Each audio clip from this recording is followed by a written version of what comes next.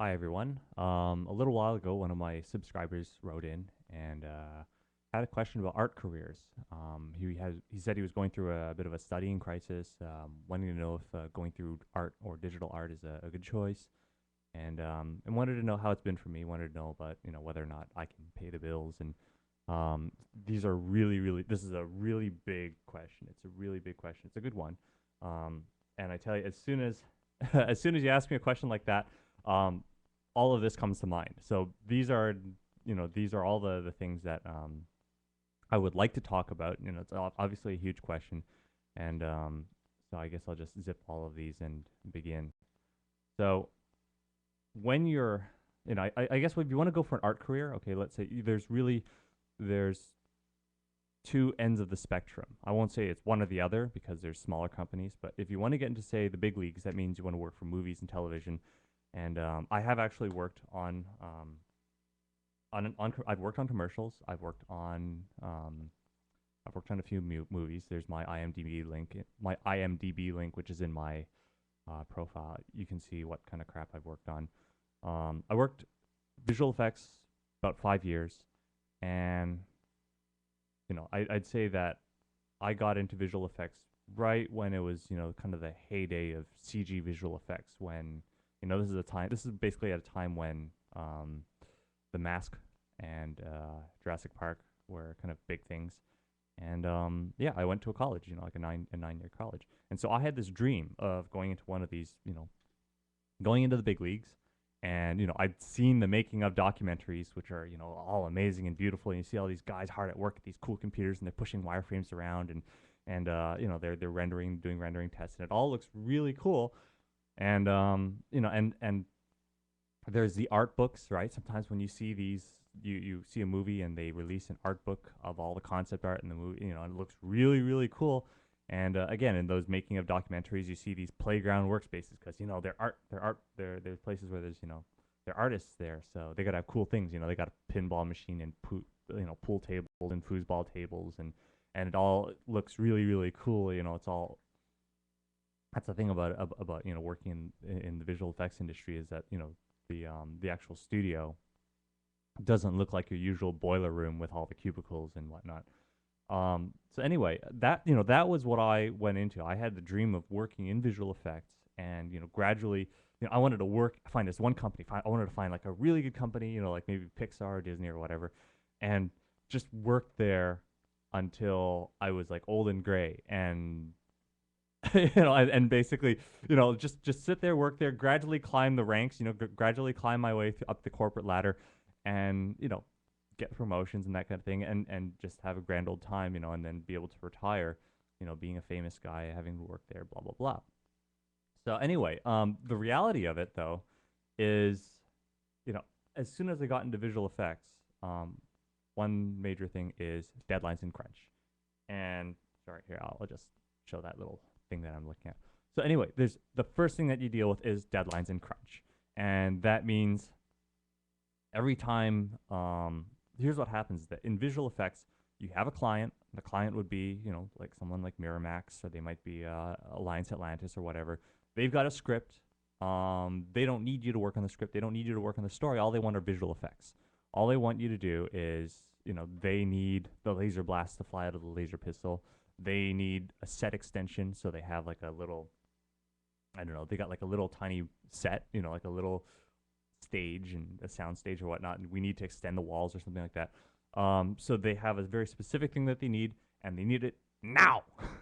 They need it now. They need it really soon, And so you're always having to work to these deadlines, and as a result of deadlines and crunch, I guarantee you there's going to be a lot of late nights, lots of late nights, lots of missed vacations, lots of unhappy spouses.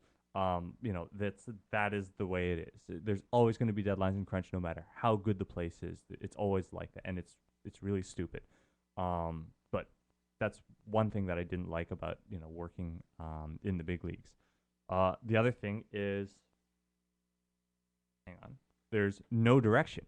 Okay, many times, all right, I know, again, you see these wonderful videos, you see like the documentaries, and they show Pixar, they've got like storyboards, and you see Disney, they've got these great storyboards, and they show you everything that you're supposed to do, and they have all these people doing these great little kind of paintings. They do like these inspirational paintings where they do color keys and they try to figure out what should what should things look like. They do paintings of how things should be rendered out, how they should look.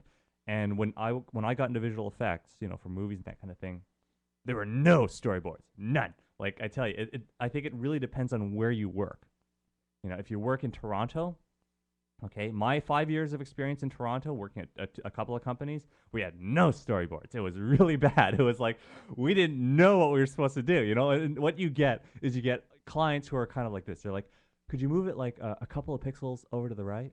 Right. And then, like you see nudge to the right. So you basically hit the arrow key, like nudge, 2 pixels to the right. Could you move it like no, maybe back just a little bit to the left, right? You just undo it. And they're like, oh, that's it. That's perfect. That's exactly what I want. Okay, you get clients, and they don't know what they want, or you have higher ups who are, basically they have to do their job, and sometimes they may look at a piece of work, and the work is actually okay, it's passable, it's fine, but if they don't have something to say, if they don't meddle with it, okay, then they're not fulfilling their role as art directors or whatever, and so they're like, could you just make it a little bit more majestic, or just make it more give it more contrast in a subtle way? Okay, that is the kind of people you get. All right, so there's no direction. Oftentimes there's no direction unless you're working for a really, really good company. A lot of the first companies you'll get to right out of college are going to be like that. Okay, so anyway, chains of command. Here's another thing. It's like I was saying that you have a client like a large publisher, or you have another studio. Very very you don't often get to work for actual LucasArts. That's the thing. Most of the jobs are outsourced. Most of the thing is like I'm just talking about working realistically. You're going to be working for an outsourced company. Unless you're truly truly truly talented. Only then do you get to work for LucasArts. Only then do you get to work for Pixar and whatnot. And even then, like I say, we can't all be firemen. We can't all be astronauts. We can't even all be artists, for crying out loud. So when I talk about chains of command, all right, you get things like the times when George Lucas wanted to put the Backstreet Boys into one of his Star Wars movies, to please his sister, to please his daughters, right? Remember that? That was like, there's this huge kind of fiasco that, like, okay, maybe it wasn't real, maybe it was an apocryphal story, but I tell you, that shit happens, okay? Like, you get this guy who's way up on the chain of command. He doesn't even work in the same building as you. He works in some other building down in, San Francisco or California or wherever that is. And, he gets this crazy idea in his head. Or you get you get the focus groups. And they're like, oh no, this is bad for like children, or like this, or we're not appeasing this particular demographic. Okay, you're gonna work with the big leagues. You're gonna have to deal with the fucking focus group, and they're gonna want like the most lame changes, and they're gonna want to emasculate and just like ruin. They're gonna want to ruin it, and you're gonna have, it's like there's just no control. If you're working at a place. Pixar's nice because they actually write the stories there. They have a sizable amount of the control, right? They don't have people who are paying out, for that production, and so, the change of command, the chains of command. Fortunately, they're all in-house, and for the most part, they appear to be mostly sane people, and this is why because this is why they have usually good productions, because they don't have as much meddling from people who just don't know what the hell they're doing or what they're talking about. So that's the other problem. So anyway, we got about a minute left. I don't want to rush through this one, so I'm just going to we've ended at no direction. I'm going to talk about no control, so it's going to be another part. And we'll just stop this here for now and split it.